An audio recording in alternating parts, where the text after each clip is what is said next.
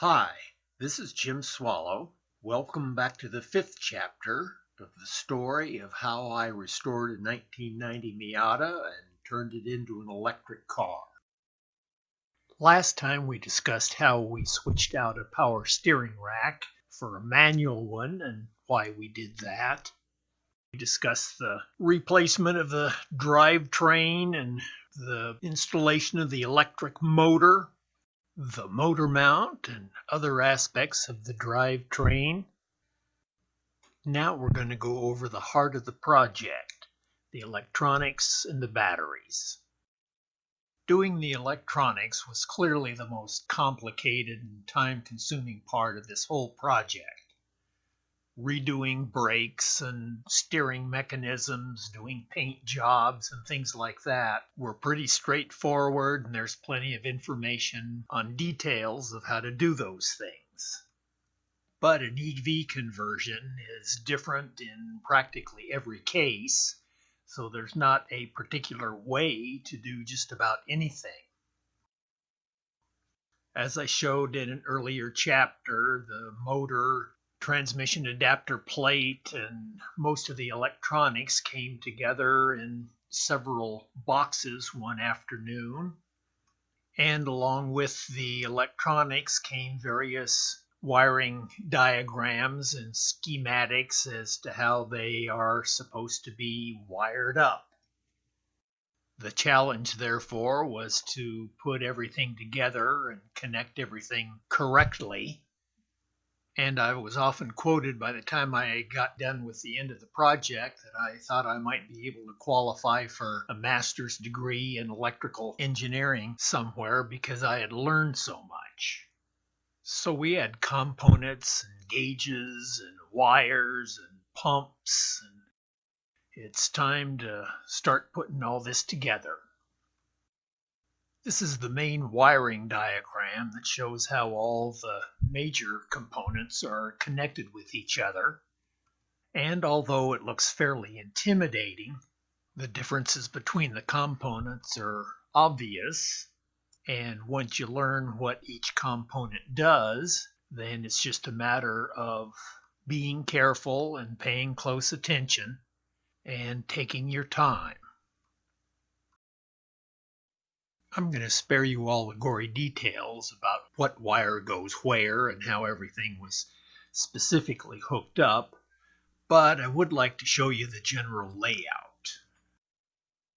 On the left, we have the master wiring diagram, and on the right is the 14-inch wide, quarter-inch aluminum plate that I put across the engine bay, upon which most of the major components sit. There's a 10-inch by 4-inch plastic box that houses all the small components. I had to drill a few holes in the sides of the box to allow various wires to come and go. The motor can hardly be seen since it's underneath everything. The controller, as the name implies, is the main brain of the entire operation and controls the amount of energy that's fed to the motor based on the various inputs it receives.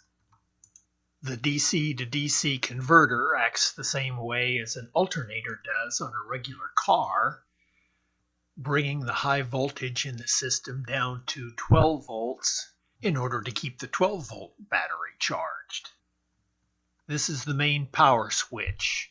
It interrupts the main line that goes from the battery pack to the electronics that feed the controller and turns the entire system on or off. It's usually left on at all times unless you're working on the car for some reason. Here's the front battery, actually a stack of 2 Tesla battery modules, which I'll discuss later, that are mounted in front of all this operation. This is called a shunt, and it essentially completes the electrical circuit, and through that shunt you can measure the amount of energy flow that's coming through, as well as being able to monitor the state of charge of the batteries. This is a 12-volt contactor. contactor, which essentially is a relay that handles large amounts of current. And this interacts between the 12-volt system and the 120-volt systems of the car. This is the high voltage contactor, which switches the 120-volt system. This little module here with its multiple connections interacts between the charger for the main batteries and the controls that see to it that the charger does not overcharge the batteries and that the batteries don't get below a certain amount of charge to damage them. And finally, sees to it that if you're plugged in, you can't turn on your car and drive away. This is a fuse between the charger and the 120-volt battery system. These two fuses protect the interaction between the 12-volt and the 120-volt systems. These are the gauges that measure and help control the charging and discharging of the batteries, as well as reading the amount of current flowing and state of charge of the batteries. Speaking of battery charging, the charger is in the trunk, tucked away in a corner, right underneath the external charge receptacle, shown here in terms of how it's wired into the system, and shown here conveniently replacing the old gasoline fuel inlet. Finally, we replace the stock accelerator with an electronic accelerator that's wired into the system as shown here. So wires from all of these components input into the controller, which, as I mentioned before, modulates the amount of electricity that's fed to the motor. All of these wires are bundled as well as I can to keep everything clean in the front compartment. So all of this is physically carried out by starting with the motor and transmission as it was installed, followed by finalizing the motor mount and installing the main electric cables that feed electricity to the motor. Then I laid in my 1/4-inch aluminum plate and started to arrange things so that all the wires fit comfortably. And I gradually build everything out and wire everything up, being careful to keeping all my wire gauges correct, plugging the right thing into the right place, and making the connections safe and secure. Then I need to clean everything up by bundling the wires and covering them as well as I can. I get my main electrical box covered, and instead of placing the usual high voltage warning, you're going to die if you touch this, emblems on the top of the electrical box, I choose to put a Grateful Dead sticker. That'll remind me to stay out of there as much as possible and be careful when I am in there. At the same time that this is all going on in the engine bay and the trunk, we've also got a lot of wires to hook up in the interior. We've got a wire that goes to our RPM gauge. We'll be using our ignition switch to turn the system on and off.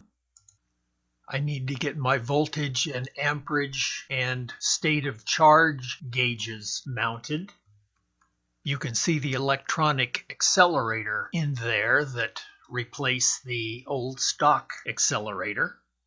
I finish up all the wires and gauges, get everything installed, and now I'm ready to go on to the batteries. I've been referring all along to the batteries. And here is what I'm talking about. The batteries consist of 5 of these Tesla battery modules. Each module is 12 inches wide, 27 inches long, and 3 inches deep. This is 2 modules, one on top of the other, which will be in the front of the car, and I'll have a stack of 3 in the back. A regular Tesla that's going to get 250 miles has literally a shelf of these on the underside of the car containing about a dozen. The voltage of each module is 22.8 volts. Each module has 5.3 kilowatt hours, and each one cost me about $1,500. What this means then, as we connect these in parallel, we'll have 126 volts at maximum charge with about 26 kilowatt hours of capacity, which theoretically is going to be capable of taking us about 100 miles, but you never want to run the batteries down completely. Each one of these modules is made up literally of hundreds of these little cells, each about the size of a AA battery. They're wired in various combinations of series and parallel to give us that 28.8 volts and 5.3 kilowatt hours.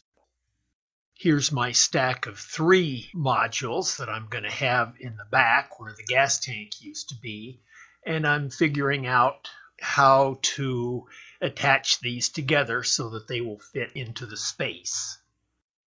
The 2 modules in the front will actually be offset from each other, and so will each be in its own container. Here's the setup that I'll have in the car. So we're looking at 100 pounds worth of battery in the front of the car and 150 pounds worth of battery directly over the rear axle.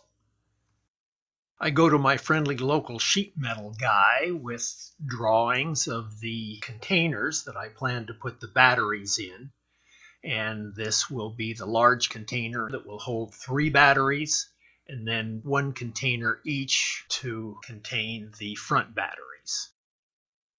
I want to have a moderate amount of ventilation in these containers because the batteries will tend to heat up, especially if you're drawing a lot of charge zipping around in your little race car.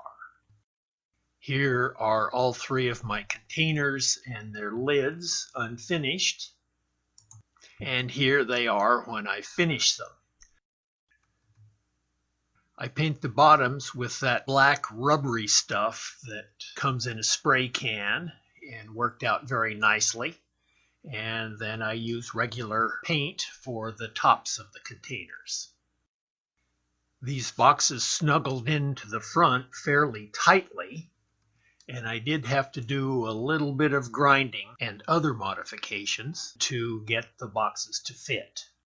There's 1 battery in its container that goes down low in the front. The higher up battery is put in on top of that. I put some spacers on the bottom to allow good airflow. In goes the battery module. Then the wires are hooked up. In a previous video, I showed how I removed the old gas tank, which was a little bit of a chore, but it did come out cleanly. And after some cleanup, there's a nice space for my single box that will contain 3 battery modules. These go in one on top of the other.